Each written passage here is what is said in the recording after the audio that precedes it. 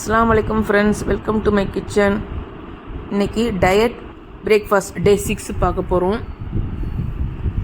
Bread, garlic bread, half boil, cucumber juice, 2 wheat bread எடுத்திருக்கேன். நான்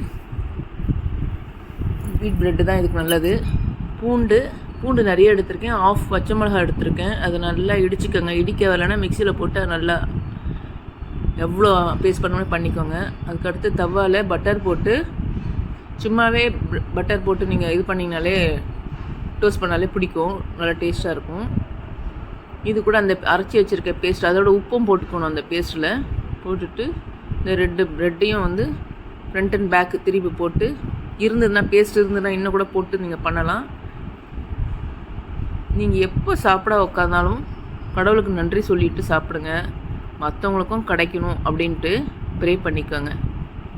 so வீட் bread நல்லா 2 பக்கம் போட்டு, உப்பு, காரம், அந்த கார்லிக்கோட இது நல்லா டேஸ்ட்டாக இருக்கும்.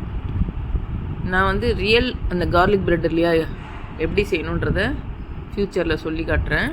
இப்போ இதுதான் நமக்கு கார்லிக் ப்ரெட்டு ஹெல்த்துக்காக. ஸோ 2 முட்டை ஆஃப் பாயில் பண்ணியிருக்கேன். இது உடச்சி ஊற்றுறது பெருசு இல்லைங்க. இதை எடுத்து பிளேட்டில் வைக்கிறமாங்க, அதுதான் டாஸ்க் நமக்கு.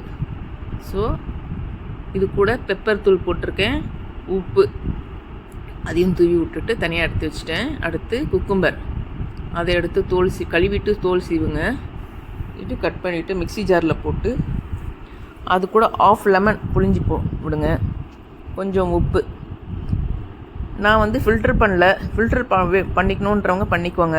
நான் அப்படியே தான் போட்டிருக்கேன். நல்லா டேஸ்ட்டாக இருக்கும். இது குக்கும்பர் சும்மாவே சாப்பிடுவோம். இது ஜூஸ் நல்லாயிருக்கும். பாருங்கள், பார்க்கவே நல்லா இருக்குது. நீங்கள் செஞ்சு ஸ்டேட்டஸில்